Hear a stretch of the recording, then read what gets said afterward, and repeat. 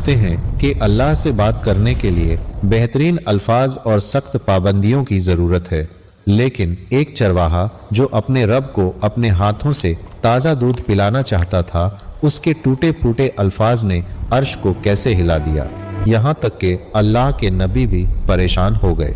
جانیے ایک ایسا ایمان افروز واقعہ جو آپ کا دل نرم کر دے گا۔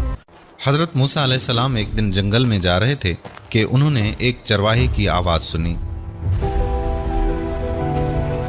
وہ اونچی اونچی آواز میں کہہ رہا تھا کہ اے میرے جان سے پیارے خدا، تو کہاں ہے؟ میرے پاس آ، میں تیرے سر میں کنگھی کروں، تیرا لباس میلا ہو گیا ہے تو دھوؤں،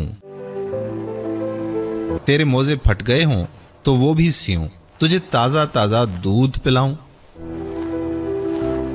تو بیمار ہو جائے تو تیری تیمارداری کروں، اگر مجھے معلوم ہو کہ تیرا گھر کہاں ہے تو تمہارے لیے روز گھی اور دودھ لایا کروں، میری سب بکریاں تم پر قربان، اب تو آ جا۔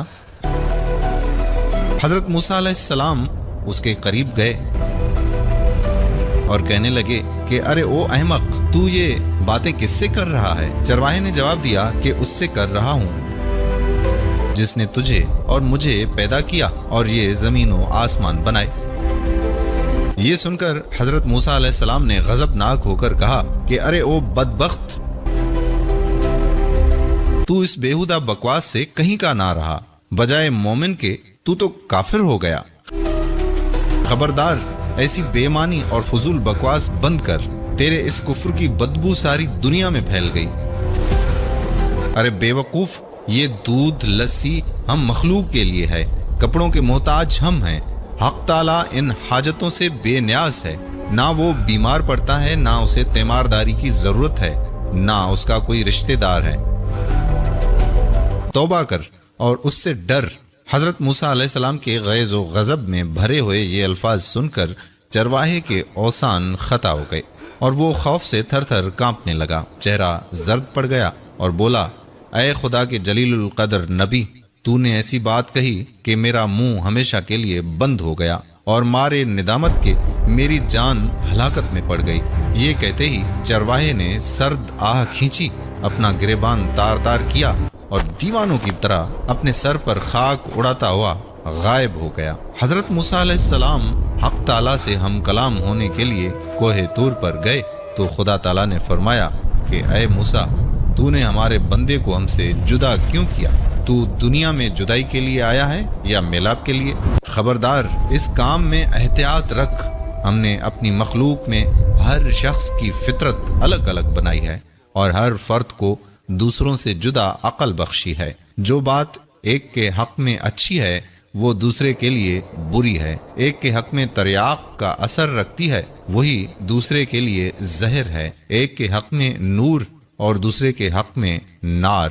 ہماری ذات پاکی و ناپاکی سے مبرہ ہے۔ اے موسیٰ، یہ مخلوق ہم نے اس لیے پیدا نہیں فرمائی کہ اس سے ہماری ذات کو کوئی فائدہ پہنچے، اسے پیدا کرنے کا مقصد یہ ہے کہ اس پر ہم اپنے کمالات کی بارش کریں۔ جو شخص جس زبان میں بھی ہماری حمد و ثنا کرتا ہے، اس سے ہماری ذات میں کوئی کمی بیشی واقع نہیں ہوتی۔ مدح کرنے والا خود ہی پاک صاف ہوتا ہے۔ ہم کسی کے قول اور ظاہر پر نگاہ نہیں رکھتے، ہم تو باطن اور حال دیکھتے ہیں۔ اے موسیٰ، خرد مندوں کے آداب اور ہیں، دل جلوں اور جان ہاروں کے آداب اور۔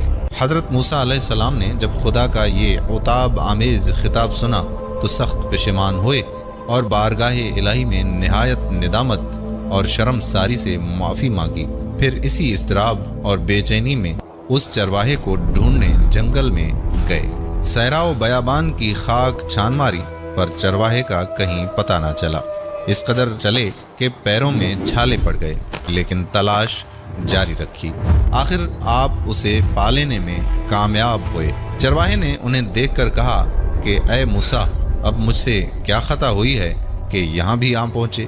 حضرت موسیٰ علیہ السلام نے جواب دیا کہ اے چرواہے، میں تجھے مبارک دینے آیا ہوں، تجھے حق تعالیٰ نے اپنا بندہ فرمایا اور اجازت عطا کی ہے کہ جو تیرے جی میں آئے بلا خوف و خطر کہا کر۔ تجھے کسی ادب و آداب، قاعدے، ضابطے کی ضرورت نہیں ہے، تجھے سب کچھ معاف ہے، بلکہ تیرے صدقے میں تمام دنیا کی حفاظت ہوتی ہے۔ چرواہے نے آنکھوں میں آنسو بھر کر کہا کہ اے پیغمبر خدا، اب میں ان باتوں کے قابل ہی کہاں رہا ہوں کہ کچھ کہوں، میرے دل کا خون ہو چکا ہے، اب میری منزل بہت آگے ہے۔ آپ نے ایسی ضرب لگائی کہ ہزاروں لاکھوں سال کی راہ طے کر چکا ہوں، میرا حال بیان کے قابل نہیں، اور یہ جو کچھ میں کہہ رہا ہوں اسے بھی میرا احوال مت جانو۔ یہ قصہ حکایت رومی سے ماخوذ ہے۔ مولانا رومی اس حکایت سے ما حاصل یہ نکالتے ہیں کہ اے انسان، جو تو حق تعالیٰ کی حمد و ثنا بیان کرتا ہے کیا سمجھتا ہے تیرا ہر عمل الہی تقاضوں کے عین مطابق ہے؟ تو ابتدا سے تیرا حال و قال بھی ناقص، یہ محض اس پروردگار رحمان و کریم کا کرم ہے کہ وہ تیرے ناقص اور غیر معیاری تحفے بھی قبول فرماتا ہے۔ دوستو، جب بھی نماز کا موقع ملے یہ مت کہا کرو کہ آج ایک بھی نہیں پڑھی، چلو کل سے پڑھوں گا، آج کپڑے صحیح نہیں، کل سے نماز پڑھوں گا، یا میرا اللہ کی راہ میں تھوڑے پیسے دینے سے کیا فرق پڑے گا۔ دوستو، اللہ پاک کو ہماری نمازیں، روزے، زکوٰۃ، حج نہیں پہنچتے، بلکہ اللہ رب العزت تو ہماری نیت دیکھتا ہے۔ اس امید کے ساتھ آج کی یہ ویڈیو ختم کرتے ہیں کہ آپ آج سے نماز کی پابندی کریں گے اور جتنا ہو سکے دین کا یہ پیغام تمام دوستوں تک پہنچائیں گے۔ اللہ پاک آپ کا اور میرا حامی و ناصر ہو۔ السلام علیکم ورحمۃ اللہ وبرکاتہ۔